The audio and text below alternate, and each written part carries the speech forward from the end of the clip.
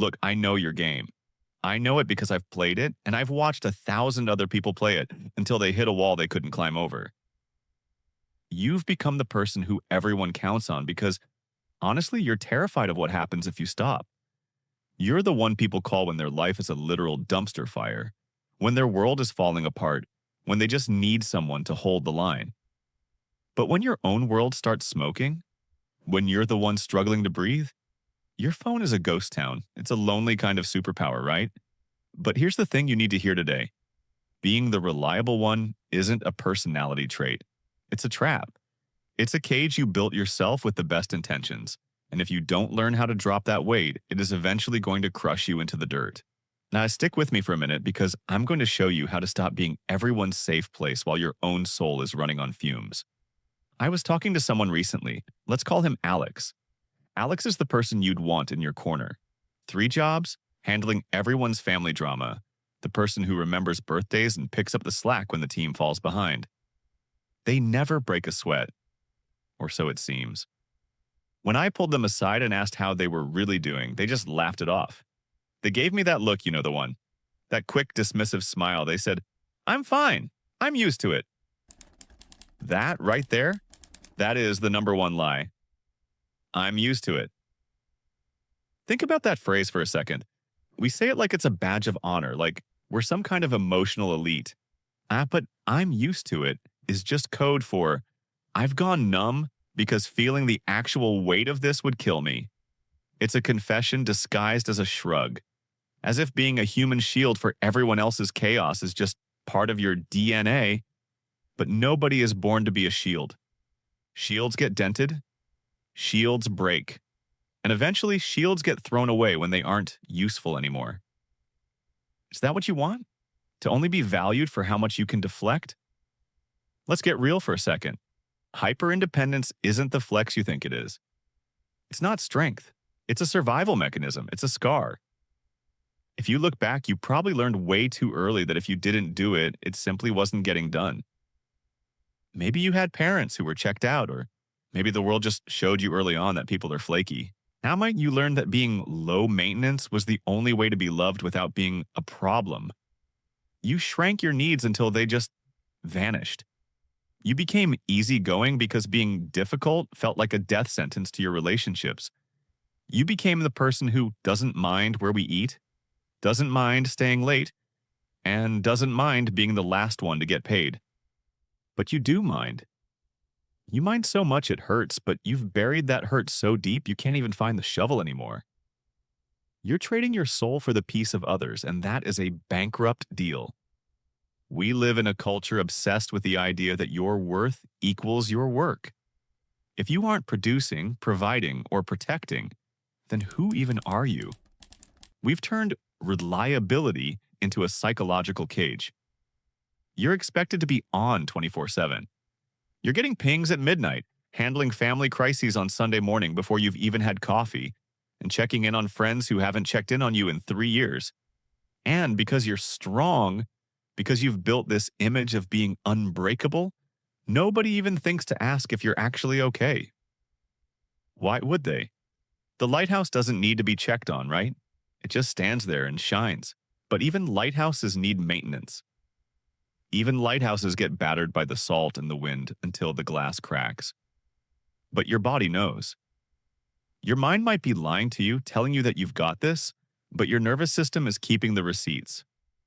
That tightness in your jaw that you only notice when you're trying to fall asleep, that's the words you didn't say. The headaches that hit like a hammer every Thursday afternoon, that's the pressure of expectations you never agreed to carry. That way you're scrolling on your phone for 3 hours at night, not even looking at anything, just staring at the screen. That's your brain trying to dissociate because reality is too heavy. You aren't fine. You're depleted. You're a ghost in your own life, playing a character that everyone else finds convenient, while the real you is locked in the basement of your mind, screaming for a break. Think about the last time you actually cried. I mean, really cried. Not a few quiet tears in the shower, but that ugly, chest-heaving sob where you felt like you were coming apart. Most of you listening can't even remember, because you've trained yourself to be a stabilizer. You think if you lose it, the whole world loses it. You think you're the glue holding the family, the job, the friendship together. And maybe you are. But what kind of glue works when it's dried out and cracked? You're trying to hold everyone else together while you're literally disintegrating. It's the strong person paradox. The more you do, the less people think you need. So you do more to prove you're okay, and they give you more because you're handling it. And the cycle just spins until you wake up one day and realize you don't even know what you like to eat for breakfast anymore because you've spent 10 years eating whatever everyone else wanted. Let's look at another story. This one is about Sarah. Sarah was the fixer. If your car broke down, you called Sarah. If you needed a loan, you called Sarah. If you were having a mental breakdown at 3 a.m., you called Sarah. She took pride in it. She felt powerful. But one night, Sarah's furnace broke in the middle of winter.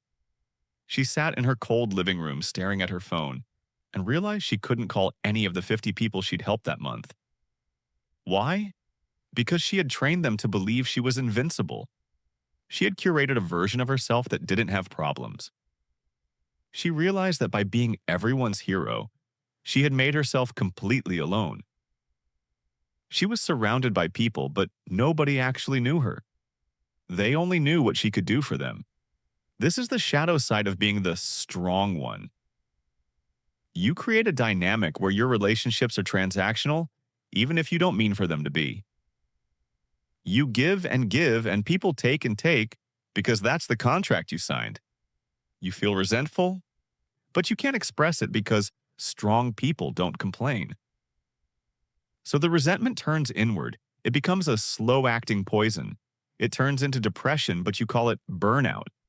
It turns into anxiety, but you call it stress.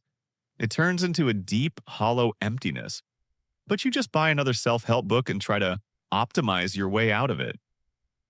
You need to understand the concept of parentification, even if you aren't a kid anymore. A lot of us were forced into the role of the adult before we were ready.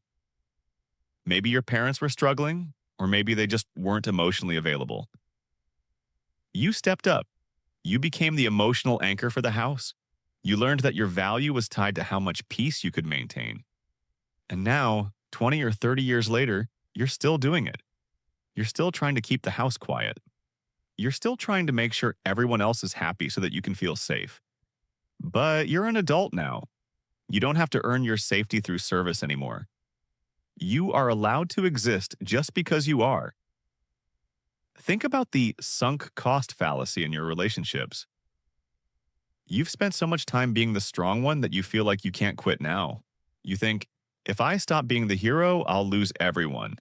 And the scary truth is, you might lose some people. You might lose the people who are only there for the free labor, the free emotional coaching, and the free bailouts. But those aren't your people. Those are your customers, and you are not a business. You are a human being with a limited amount of energy. The weight you're carrying isn't even yours.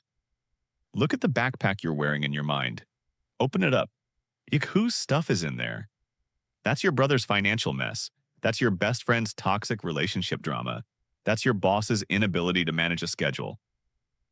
Why is it in your bag? Why did you agree to carry it? You think you're being kind, but you're actually being enabling. By carrying their weight, you're preventing them from building the muscles they need to carry it themselves. You aren't saving them, you're just stalling them. And you're killing yourself in the process. So what's the move? How do we actually fix this without burning the whole house down? It starts with one terrifying, beautiful word. No. I know. Your heart just skipped a beat hearing that. It feels like a sin. It feels like you're letting the whole world down. But listen to me. No is a complete sentence.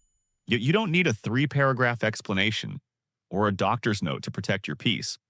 Or if no is too big of a jump right now, try the other one. I need help. I know it feels like failing. You've convinced yourself that needing people is a weakness, but here's the secret the world doesn't want you to know. The people who actually give a damn about you, the ones who really love you, they don't want a superhero. They don't want a robot that produces results. They want you. They want the real, messy, exhausted, I don't have the answer version of you.